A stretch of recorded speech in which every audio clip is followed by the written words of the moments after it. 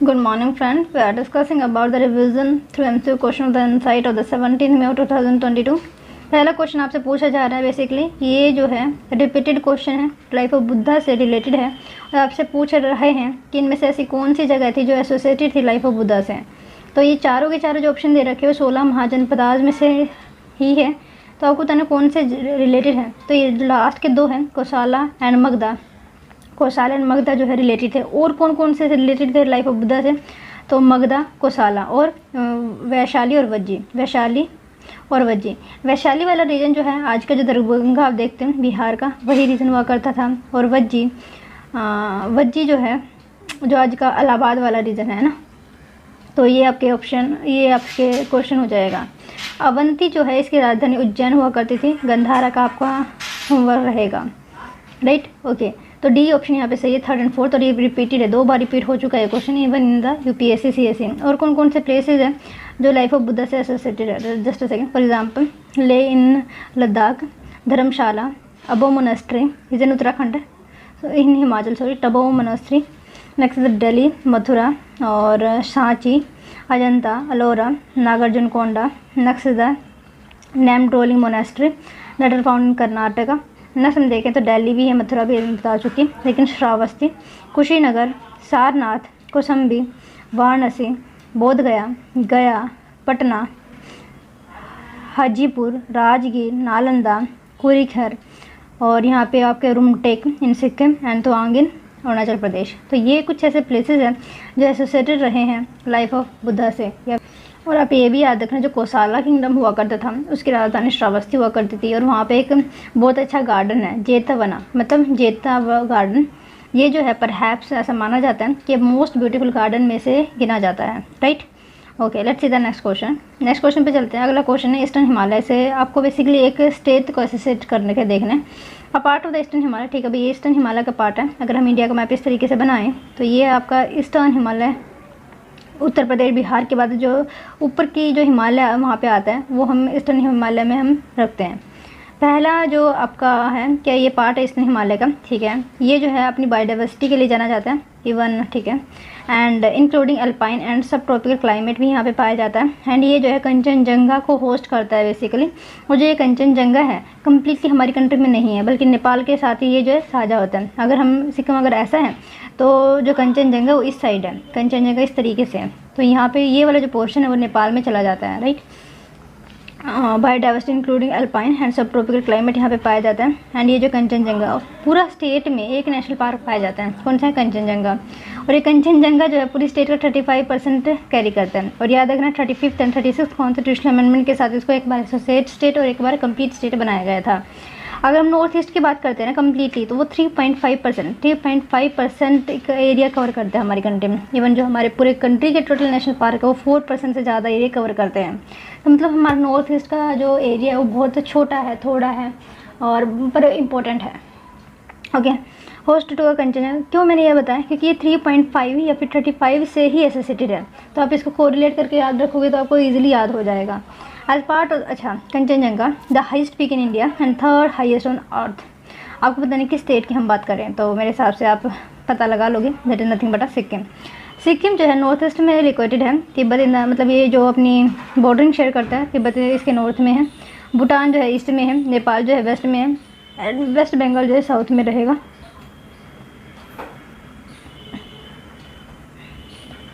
और ये बहुत क्लोज है सिलीगुड़ी कॉरिडोर के नियर बांग्लादेश। और ये जो सिलीगुड़ी कॉरिडोर का जो एरिया वो भी 35 किलोमीटर का ही है, बहुत छोटा एरिया है। और वहाँ पे हमने फरक्का बैराज बना रखा है, उसके बिल्कुल पास में, सिलीगुड़ी के पास में है बिल्कुल आपका फरक्का बैराज है। खैर, Sikkim is the list populace and the second smallest among the Indian state. सबसे स्मॉलेस्ट कौन सी, गोवा। और वहाँ पे सीट कितनी है विधानसभा में, तो 40 है। और सिक्किम में कितनी, तो ये भी वहाँ पे 40 है। अच्छा, Sikkim capital and largest city जो है गंगटोक है। ऑलमोस्ट 35% ऑफ स्टेट कवर जो है कंचनजंगा नेशनल पार्क से। नेक्स्ट यहाँ पे जो डायनेस्टी रूल किया गया थी, that nothing but Namgyal dynasty. बाकी इसके बारे में आप पढ़ सकते हैं, यहाँ पे रेट वगैरह होता है तो उसकी वजह से इसको मिलाया जाता है। द ऑफिशियल लैंग्वेज की बात करते हैं यहाँ पे इंग्लिश है, नेपाली है, सिक्किम में है, लेप्चा है। एडिशनल ऑफिशियल लैंग्वेज की बात करोगे तो बहुत सारी है, इतना नहीं याद रखे। The predominant religion are Hinduism and Vajrayana Buddhism. Sikkim economy is large dependent on agriculture and tourism, right. Okay, अगर मैं देखूँ सिक्किम जो है कि इंपॉर्टेंस क्या है इसकी कि ये जो फर्स्ट ऑर्गेनिक स्टेट था, क्या था, first organic state. At the same point of time first organic city पूछा जाए, सिटी की मैं बात करें तो अगरतला हुआ करती थी।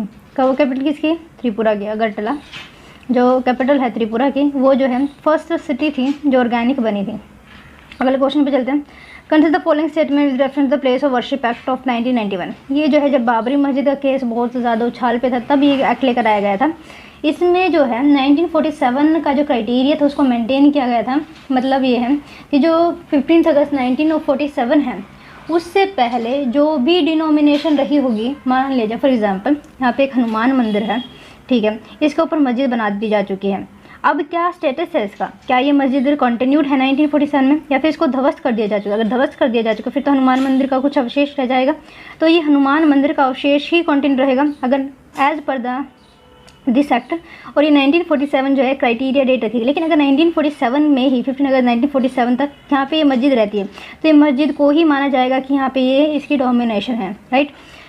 ये इस एक्ट के द्वारा किया गया था। लेकिन इसमें लिमिट डेट आपको याद रखना है 15 अगस्त ऑफ 1947, 15 अगस्त ऑफ 1947, राइट। लेकिन जो बाबरी मस्जिद है इसमें एक्सेप्शन रखा गया है, बाबरी मस्जिद का एक्सेप्शन है। इसका रीज़न ये है कि ये केस जो है बहुत पहले से चला हुआ आ रहा है, नॉट 1991 में, ठीक है, ये पैक्स क्लाइमेक्स में पहुंच गया था, but at the same point of time it continued still British time period से कंटिन्यू रहा है, तो इस वजह से इसको एक्सेप्शन किया गया था। खैर पहला देखते हैं। It says no person shall convert any place of worship. मतलब ये है कि कोई भी पर्सन जो है वर्शिप का जो प्लेस है वो कन्वर्ट नहीं कर सकता है। कैसे, of any religious denomination into one of different domination और अ सेक्शन। सेकंड देखते हैं। The act state that place of worship is a religious nature must remain the same as it was on August 15, 1991। मतलब ये है कि जो act है वो जो है place of worship religious nature must remain same as it was on August 15, 1991। तो आपको बताना कौन सा यहाँ पे सही है, तो कि मैंने आपको डेट बता दी है, 15 अगस्त 1991 ना हो गया, ये 15 अगस्त 1947 है, तो ए ऑप्शन यहाँ पे सही हो जाएगा। बाकी आप यहाँ पे एक्सप्लेनेशन पढ़ सकते हैं। इसमें कुछ ज़्यादा खास दे नहीं रखा, जो मैंने बताया है वही इसमें अगैन दोबारा से बता रखा है। Let's see the next question. Next question is related to Shanghai corporation organisation. See, जब हम एससीओ की बात करते हैं, ये बनाया क्यों गया था, कब बनाया गया था, ये पता होना चाहिए। कब बनाया गया था, तो जब मिलेनियम स्टार्ट होता है 2000 में इसको बनाया गया था, लेकिन इसकी स्टार्टिंग जो 1996 में हो जाती है। मतलब एक इनफॉर्मल सा ग्रुप बनना स्टार्ट हो जाता है, लेकिन इसको फॉर्मलाइज 2000 में किया गया था। मेन क्या है, टेररिज्म को रोकना। क्या है टेररिज्म, क्या इंडिया पार्ट है? यस, इंडिया जो है 2017 में इसका पार्ट बना था, 2017 में इसका पार्ट बना था। चलो आपको ये बता दीजिए 2017 में जब इंडिया पार्ट बना था, इसकी मीटिंग कहाँ पे हुई थी? पाकिस्तान एंड इंडिया दोनों ही इसके इकट्ठे पार्ट बने थे। क्या इशू है? नहीं, it's not a big issue. Big issue यहाँ पे निकल कर ये आता है कि जो टेररिज्म की डेफिनेशन जिसके ऊपर ये पूरा एसएससीओ डिपेंडेंट है, उसमें जो 2 कंट्री है वो टेररिज्म के जो डेफिनेशन है उसके लिए एक मत नहीं हो पाए। डेट द प्रॉब्लम, देना द बिग इशू। चलो देखते हैं। फिलहाल इसमें अभी 9 मेंबर है। पहले जब स्टार्ट हुई थी तो ये 4 मेंबर हुआ करते थे, 2017 में 8 मेंबर हो गए थे, है ना। ठीक है, 4 मेंबर कौन कौन से थे ये तो मुझे नहीं पता है, लेकिन यस जो अभी 8 मेंबर में से 4 तो हैं सेंट्रल एशियन कंट्री, हम 5 को मानते हैं, और 4 इसमें पार्ट हैं। कौन नहीं है? तो तुर्कमेनिस्तान नहीं है। बाकी जितने भी स्थान होंगे वो सारे इसके पार्ट होंगे, राइट। ओके, और 4 अगर हम देखें, एक तो चाइना हो जाएगा, इसी का ही पार्ट रशिया, पार्ट तो नहीं, इसी का ही फ्रेंड रशिया हो जाएगा, हमारा इंडिया, और इंडिया का ही पार्ट पाकिस्तान हो जाएगा। तो इस तरीके से 8 मेंबर होते हैं। और बाद में जो अभी जुड़ा है डेट नथिंग बटा इजिप्ट ने इसकी मेंबरशिप ली है। लेकिन जब हम एनडीबी बैंक की बात करते हैं, नेशनल डेवलपमेंट बैंक, उसमें 3 कंट्री और जुड़े हैं, साथ में इजिप्ट जुड़ा है। और वो कौन कौन सी कंट्री है? तो ये उरुग्वे है, बांग्लादेश है एंड यूएई है, ठीक है, उसकी मेंबरशिप ली है। But that not the part of the real organisation, that nothing but SCO और व्हाट इज ब्रिक्स। तो एससीओ की मैंने बता दी। तो किर्गिस्तान है, बिल्कुल है। क्या ये तुर्कमेनिस्तान को छोड़ दीजिए, तुर्कमेनिस्तान है बिल्कुल, तो इसको काट दीजिए। तो 5 को काट दें, बी ऑप्शन नहीं हो सकता है। अच्छा, अजरबैजान भी नहीं है, मैंने बताया 8 कंट्री हैं, और 4 तो बड़ी बड़ी हुई होगी, 4 तो नहीं, 3 ही बड़ी है उसमें, और 4 स्थान वाली कंट्री हैं, तो 3 4 ही दे रखे हैं, 1 तो 3, ए ऑप्शन यहाँ पे सही हो जाएगा। एससीओ, तो ए ऑप्शन यहाँ पे सही है। एससीओ करंट कंप्राइज 8 मेंबर है, China, India, 4 Kyrgyzstan, Kazakhstan, Tajikistan, Uzbekistan, Russia and Pakistan, ठीक है। एंड जो इसमें ऑब्जर्वर स्टेट रखते हैं, सॉरी मैंने आपको एग्जिट बता दिया होगा ना, आई एम रियली सॉरी, ये ईरान था भाई। 9th जो कंट्री बना है इसमें पार्टिसिपेट करने वाला वो ईरान है, आई एम रियली सॉरी। अब देखो अभी ये जो है फुल मेंबरशिप जो है ईरान को मिल चुकी है, लेकिन अभी जो है observer status Mongolia, Belarus, Afghanistan और मंगोलिया के साथ हमने अभी थोड़े दिन पहले एक एक्सरसाइज की थी, मिस्टर खान क्वेस्ट। ये जो है मल्टीनेशनल पीस एक्सरसाइज थी, जिसमें कई सारी कंट्री के द्वारा पार्टिसिपेट किया गया था। इंडियन आर्मी के द्वारा हमारी कंट्री की तरफ से पार्टिसिपेट किया गया था। उसी तरीके से एक रैम्पैक एक्सरसाइज थी जो हमने यूएसए के साथ अभी पार्टिसिपेट किया, ये भी आप याद रख लेना। और ये जो है लार्जेस्ट मैरीटाइम एक्सरसाइज है जो हमने यूएसए के साथ किया है, और ये भी मल्टीनेशनल है। आगे बढ़ते हैं। हाँ ओके, अगला क्वेश्चन है विच ऑफ द फॉलोइंग, जो इंडियन का फॉरेस्ट रिजर्व है, इंडिया का forest reserve according to their proportion और डिसेंडिंग ऑर्डर। बताइए भाई, जो इंडियन का फॉरेस्ट रिजर्व है, जो उसमें डिनोमिनेशन है पैसों की, कि किस तरीके से डिवाइडेड है। ठीक है, तो पहला है फॉरेन करेंसी एसेट, सेकंड है gold, next the special drawing right, number 4 is the reserve trench in IMF। मेरे हिसाब से 1 2 3 4 ही होना चाहिए, क्योंकि फॉरेन करेंसी एसेट हमारे कंट्री में ज़्यादा है। फॉरेन करेंसी एसेट में जो है सबसे ज़्यादा कौन सा है, तो डॉलर हो जाएगा। दूसरे नंबर पे हमारा खुद का रुपये हो जाएगा। तीसरे नंबर पे शायद से युआन है, रेमनबी है, और रेमनबी बहुत कम है। ठीक है, तो फर्स्ट, सेकंड, थर्ड, फोर्थ होना चाहिए, तो ए ऑप्शन यहाँ पे सही हो जाएगा। यस, क्यों, देखते हैं। पहले फॉरेन करेंसी एसेट है, और फिर गोल्ड है, फिर SDR है, फिर रिजर्व पोजीशन इन ट्रेंच, ये पता होना चाहिए। Let's see the next question.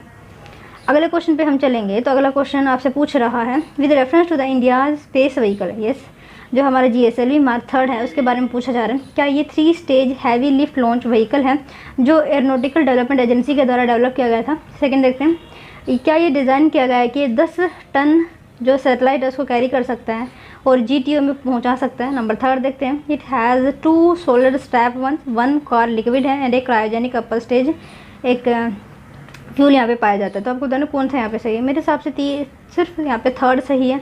इसका रीज़न देखो, जो आपका GSLV मार्क 3 है उसमें हमने 3 टाइप के फ्यूल, मतलब 3 स्टेज फ्यूल है इसमें, और सबसे पहले सॉलिड आता है, फिर आपका लिक्विड आता है, और फिर क्रायोजेनिक स्टेज आ जाती है।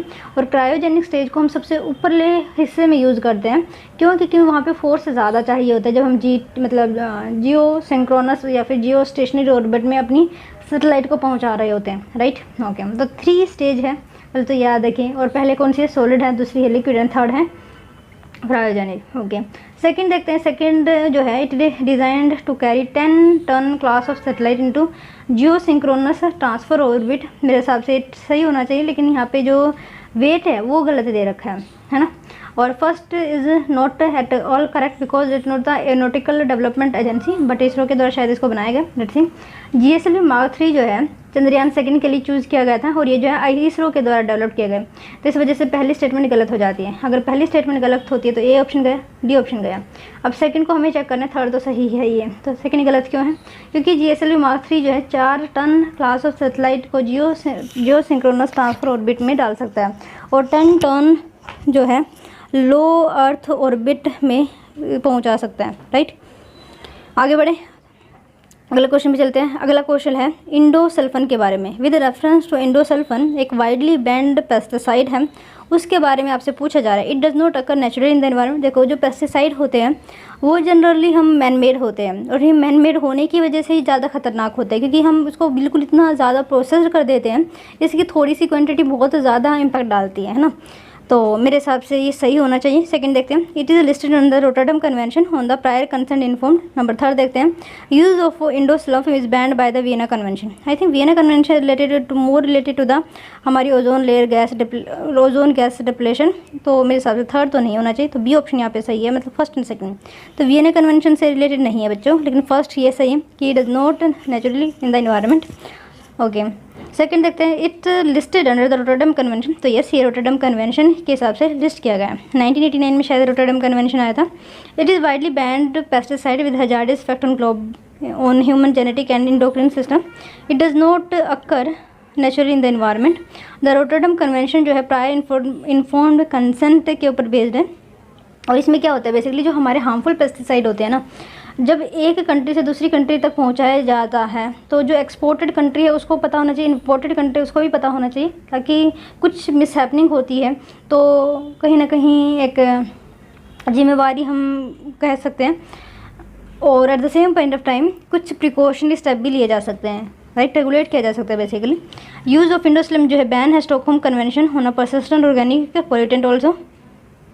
And supreme court in India has banned the manufacture, sale, use and export of the industrial throughout the country citing harmful health effect in 2011 में जो है सुप्रीम कोर्ट के द्वारा बोला गया था कि इसको हमें नहीं यूज़ करना चाहिए। ठीक है, एक बार हम रोटरडम एंड स्टॉकहोम कन्वेंशन के बारे में जानेंगे।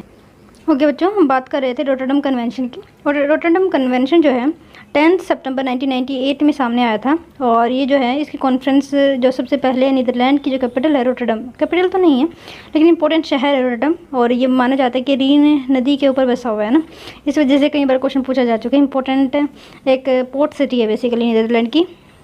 एंड ये जो है 24 फरवरी 2004 में सामने आया था। It cover pesticide and industrial chemical also, तो ये जो पेस्टिसाइड को कवर करते हैं, इंडस्ट्रियल केमिकल को कवर करते हैं। एंड हैज़ बिन बैंड और secretly restricted for a health और इन्वायरमेंटल रीजन, मतलब ये क्यों किया जाता है, ताकि हमारी हेल्थ और इन्वायरमेंटल जो है इन्वायरमेंट को प्रिजर्व रखा जा सके। और ये जो है लीगली बाइंडिंग ऑब्लिगेशन है। और इसमें जो है सेकेंड इसका जो इम्पोर्टेंट एस्पेक्ट है वो प्रायर इन्फॉर्म्ड कंसेंट भी है, राइट। ओके, तो एक हो गया। स्टॉकहोम की बात करते हैं तो ये 2001 में हमारे सामने आया था। एंड इसमें जो है परसिस्टेंट ऑर्गेनिक पोल्यूटेंट, मतलब जो ऑर्गेनिक है, ठीक है, और पोल्यूटेंट भी है। ओके, लेकिन ये हमारी जो नेचर है उसमें बहुत ज़्यादा दिन तक रहते हैं। फॉर एग्जांपल बुटीन हो गया और बेंजाइल हो गया, मतलब बेंजाइल के जो भी कंपाउंड होते हैं वो बहुत दिनों तक हमारे इन्वायरमेंट में रहते हैं। तो परसिस्टली वो रहते हैं ऑर्गेनिक पोल्यूटेंट, राइट। और ये स्टॉकहोम कन्वेंशन इसको बैन करता है। POPR chemically that remain intact in environment for a long period because widely distributed geographical accumulate in the fatty acid. और कई बार क्या होता है कि फैटी टिश्यू में भी चले जाते हैं, तो इसकी वजह से बायोमैग्निफिकेशन, बायो एक्युमुलेशन होने के चांसेस भी बढ़ जाते हैं। ऑब्जेक्टिव क्या है स्टॉकहोम का कि सपोर्ट करना ट्रांजिशन और to safer environment, target traditional POP for action, clean करना जो ओल्ड स्टॉक पाइल है। एंड ग्लोबल इन्वायरमेंट फैसिलिटी जो है डेसिग्नेट की जाती है interim financial mechanism for the Stockholm convention, right. इससे रिलेटेड एक और कन्वेंशन है बेसल कन्वेंशन जो 1992 में आई थी। सी रोटरडम 1998 में आई थी और जो स्टॉकहोम है वो 2001 में आई है। और अभी जो बची है वो बेसल कन्वेंशन है, इससे पहले आ चुकी है। इसका मेन एम है जो ट्रांस बाउंड्री मूवमेंट होता है जार्डियस वेस्ट का, फॉर एग्जांपल प्लास्टिक पोल्यूशन हो गया, जब भी एक स्टेट दूसरी स्टेट में पहुंचाएगी वो सामान तो पहले से ही प्रायर कंसेंट ले लिया जाता है। या फिर ये कह लीजिए कि यहाँ पे ट्रांस बाउंड्री जो मूवमेंट है जार्डियस वेस्ट का वो कम करने की कोशिश की जाती है फ्रॉम लेस डेवलप्ड कंट्री। जो डेवलप्ड कंट्री होती है बेसिकली वो जो कचरा होता है ना वो लेस डेवलप्ड कंट्री में पहुँचा देती है, तो उसको कम करने के लिए हमारे सामने बेसल कन्वेंशन आया था बेसिकली।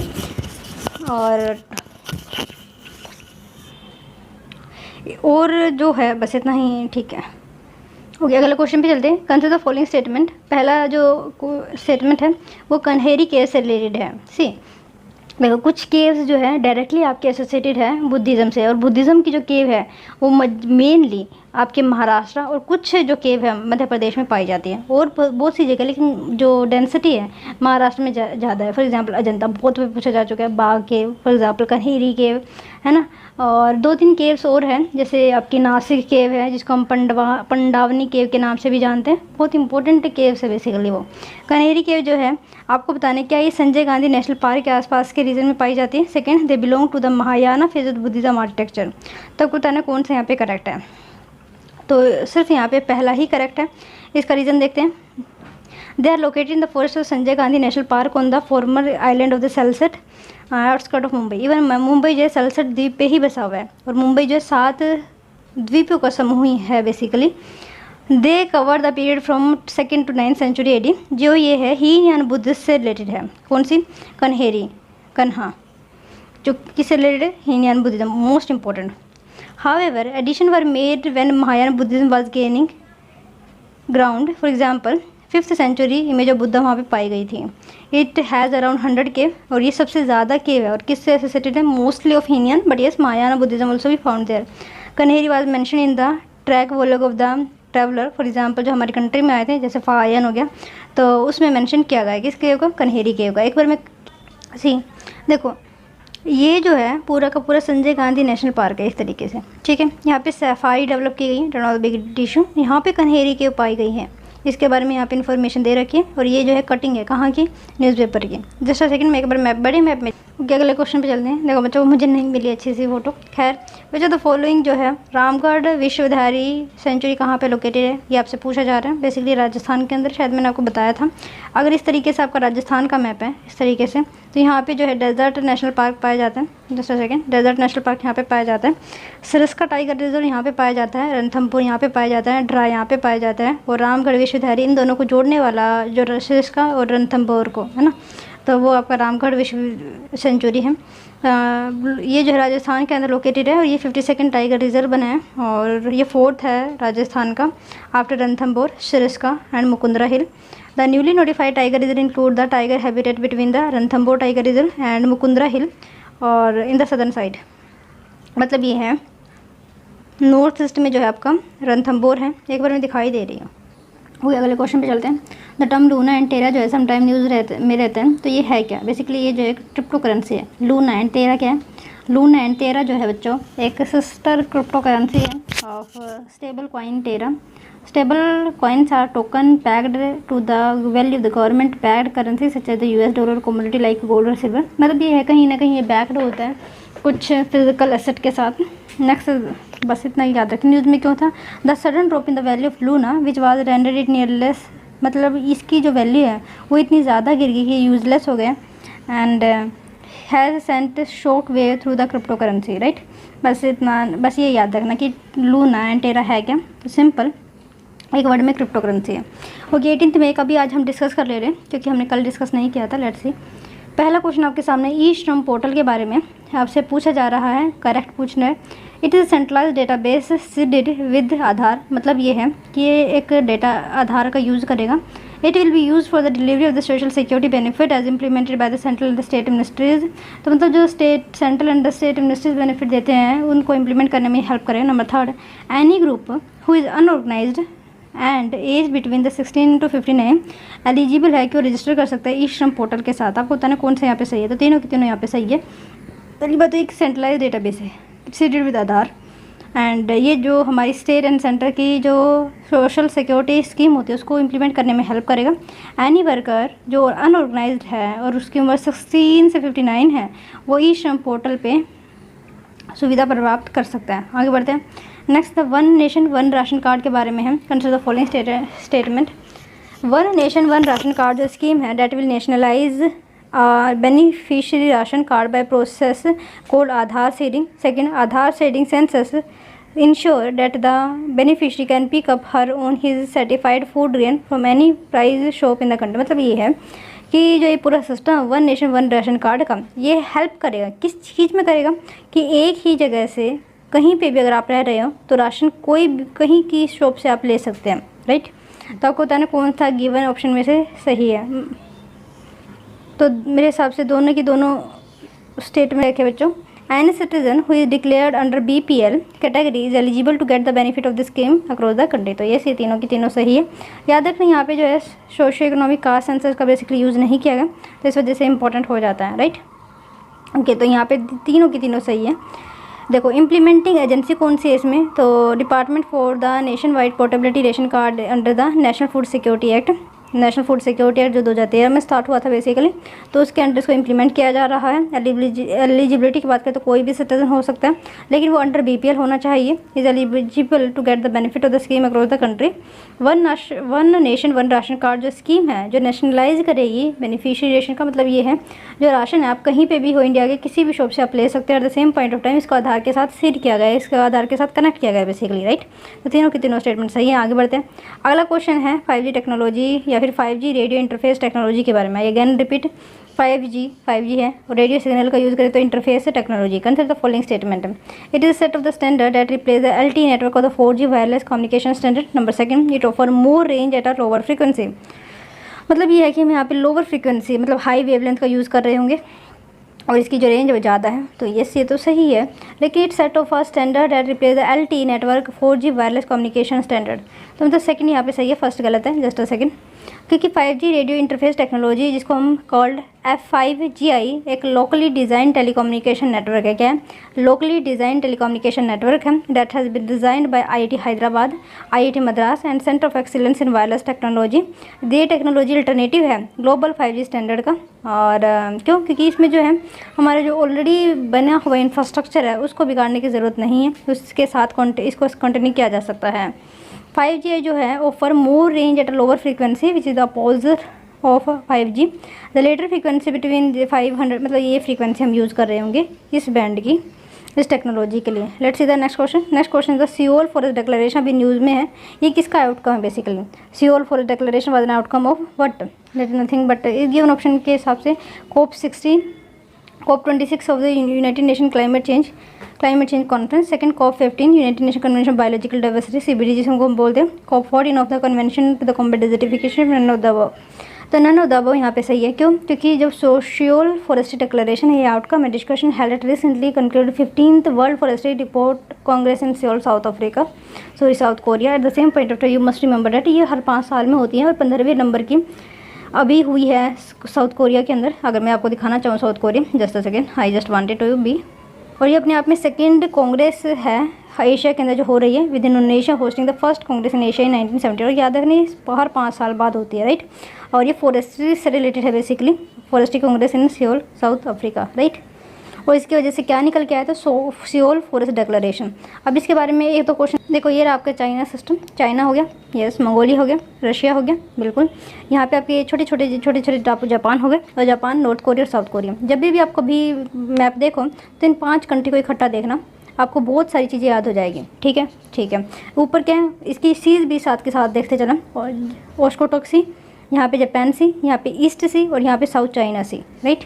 इसके आसपास की कंट्री, और यहाँ पे एक फॉर्मोसा वो भी है, Formosa state, Luzon state, Philippine and Taiwan के बीच में लुजोन स्टेट है, ताइवान एंड चाइना के बीच में फॉर्मोसा स्टेट है। इवन फॉर्मोसा जो है पहले ताइवान का नाम हुआ करता था, राइट, ओके। कहा था ना अगला क्वेश्चन इसी के ऊपर होगा। वर्ल्ड फॉरेस्ट्री कांग्रेस जो अभी हुई है कहाँ पे?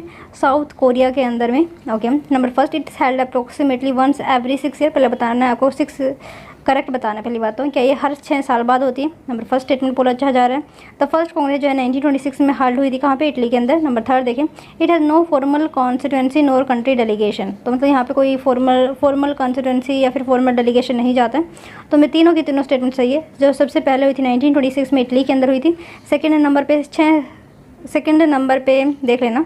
और ये सेकंड नंबर की है जो हमारे एशिया के अंदर हो रही है, पहले इंडोनेशिया में हुई थी और अब साउथ कोरिया के अंदर हो रही है। At the same point of time 1926 में इसको पहली बार इटली के अंदर हुई थी।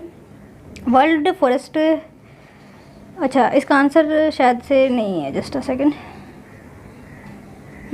आंसर की बात करें तो तीनों की तीनों स्टेटमेंट यहाँ पे सही है। इसके बाद थोड़ा और जानते हैं। रियली सॉरी, मैंने 5 साल बोला होगा, लेकिन ये हर 6 साल, जिस तरीके से राज्यसभा का टाइम पीरियड होता है उसी तरीके से इसका भी time period. The world forestry congress held approximately once every 6 year. The first congress जो है इटली 1926 में हुई थी। FAO food and agriculture organisation इसको हेल्ड कराता है, जिसका और since 1954 responsibility for the organisation financing of each congress lies with the host country. मतलब जो भी पैसे लगेंगे, जो भी खर्चा आएगा वो होस्ट कंट्री के ऊपर डिपेंडेंट है। और थीम क्या है आपकी बार की? Building a green, healthy and resilient future with forest. What is WFC? What is not? See the Congress not an inter governmental meeting. पहली बात तो क्या नहीं है, इंटर गवर्नमेंटल मीटिंग नहीं है। No formal constituency, no country delegation यहाँ पे जाता है। The congress is the forum for the exchange of views. मतलब इसमें सिंपल व्यूज़ या फिर एक्सपीरियंसेस को जो है शेयर किया जाता है, that related the forestry, right. हमारी कंट्री में 2 एक्ट है, देखो फॉरेस्ट से रिलेटेड कई सारे एक्ट हैं। पहला तो 1927 का है, फॉरेस्ट एक्ट ऑफ 1927। फिर आपका 1980 का एक्ट आता है। फिर 1988 की पॉलिसी होती है फॉरेस्ट से related, and forest right act of 2006 है, जिसमें जो हमारे ट्राइब है, शेड्यूल ट्राइब है, और जो वहाँ पे फर्स्ट ड्वेलर है उसको राइट देने की बात की गई थी 2006 या 5 में, जो भी आपको होना चाहिए। और जो मिनिस्ट्री ऑफ ट्राइबल अफेयर है उसके लिए एफिलेटेड मिनिस्ट्री है बेसिकली, जो अप्रूव करता है आफ्टर ग्राम सभा जो भेजती है, उसके बाद अप्रूव किया जाता है मोटा के द्वारा, मतलब मिनिस्ट्री ऑफ ट्राइबल अफेयर के द्वारा। तो ये कुछ एक्ट थे, याद रख सकते हैं। और एक बायोलॉजिकल, अच्छा अगर हम डाइवर्सिटी की बात करें तो एक ही एक्ट है, बायोलॉजिकल डाइवर्सिटी एक्ट ऑफ 2002, जिसका हेडक्वार्टर आपको चेन्नई के अंदर मिलेगा। एक अगर पूरे इन्वायरमेंट से रिलेटेड देखें तो इन्वायरमेंट प्रोटेक्शन एक्ट ऑफ 1986 है, जो आफ्टर भोपाल गैस त्रासदी हुई थी और जो इम्पैक्ट हुआ था वहाँ पे पॉपुलेशन को और इन्वायरमेंट को, उसके लिए वो लेकर आया गया था। ठीक है। एक फिर हमारा फ्लोरा एंड फौना को बचाने के लिए wild life protection act of 1972, इससे पहले हमारा प्रोजेक्ट टाइगर स्टार्ट हो चुका होता है। और फिर जो है इंदिरा गांधी जी स्टॉकहोम कन्वेंशन 1972 में पार्टिसिपेट करने के लिए जाते हैं एंड वहाँ पे क्या होता है, क्लब ऑफ रोम की स्थापना हो जाती है। और 1987 में भी एक ब्रुंडटन कमीशन बढ़ता है, जहाँ पे सबसे पहले एसडीजी की डेफिनेशन दी गई थी। आगे बढ़ते हैं। अगला क्वेश्चन है biological diversity act of 2002। The main intent of the legislation is to protect India's rich biodiversity and associated knowledge against the use of their foreign individual। क्या स्टेटमेंट सही है? तो बायोलॉजिकल डाइवर्सिटी एक्ट 2002 की बात की जा रही है। It seeks to check bio, ये इसका मेन काम तो यही है, check biopiracy, protect biological diversity and local grower through a 3-tier structure, yes, centre, state board and local committee. और ये इसकी इंपॉर्टेंस है कि यहाँ पे नीचे से लेकर ऊपर तक सभी का पार्टिसिपेशन देखने को मिलता है। It provide for the national biodiversity authority and state biodiversity board, yes, मेरे हिसाब से तीनों स्टेटमेंट सही है। देखो पहले दो तो बिल्कुल जनरल है, लेकिन थर्ड आपको ये याद रखना होगा। लेट्स सी, एक minute.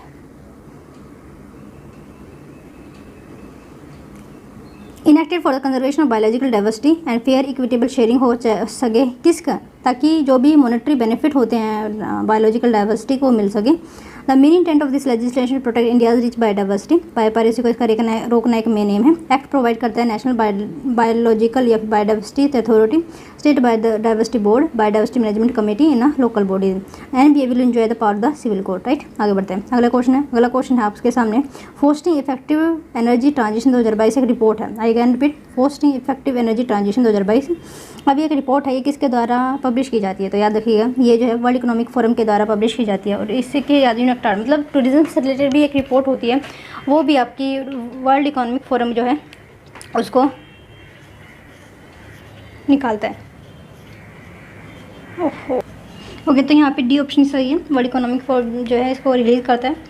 It is annual country bench marking report by world economic forum, इसके बारे में ये की हाईलाइट है, यहाँ पे आप जाके पढ़ सकते हैं। अगले क्वेश्चन पे चलते हैं, क्योंकि सिर्फ रिपोर्ट ही पूछी जाती है, उसमें क्या क्या दिया गया वो नहीं पूछा जाता है।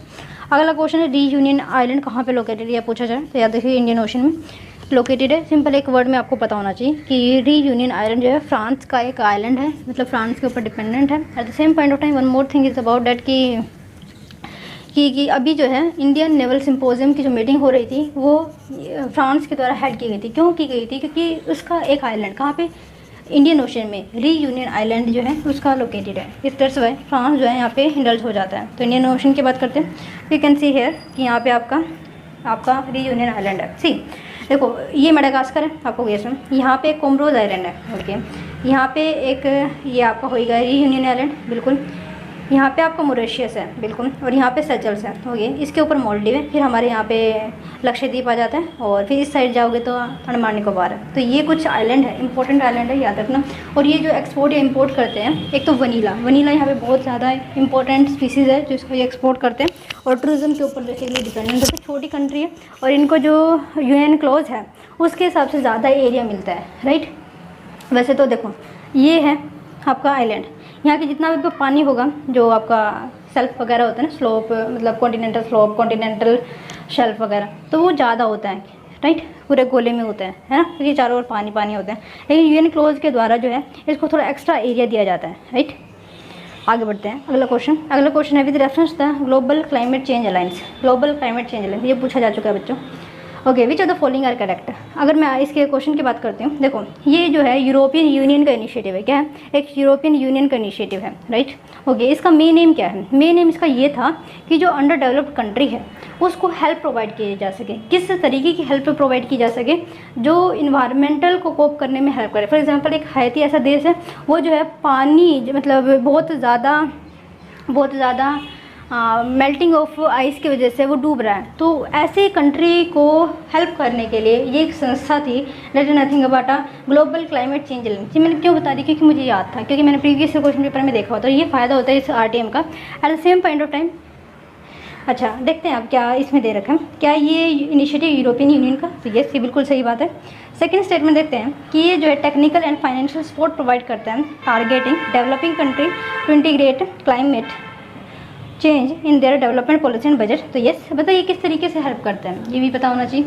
तो ये जो है सलाह वगैरह देते हैं, ठीक है, और डेलीगेशन भेजते हैं कि आपको क्या करना चाहिए ताकि आप कोप अप कर सकें, और आपकी पॉलिसी ऐसी होनी चाहिए कि आप खुद डिग्रेड ना करें इन्वायरमेंट को। थर्ड देखते हैं, it coordinated by the world resource initiative and world business council for sustainable development. क्या स्टेटमेंट सही? तो ये थर्ड गलत है, वैसे सही है।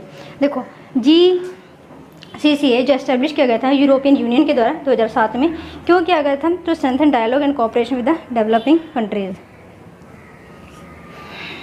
इन particular least developed country and small island developing state. मतलब ये लिस्ट डेवलप्ड कंट्री और जो स्मॉल आइलैंड डेवलपिंग स्टेट है उसको ध्यान में रखते हुए इसको बनाया गया था। इसका statement second, by fostering effective dialogue and cooperation on climate change the alliances help to ensure that poor developing जो कंट्रीज होती है उसको जो वल्नरेबिलिटी उसको रिड्यूस किया जा सके।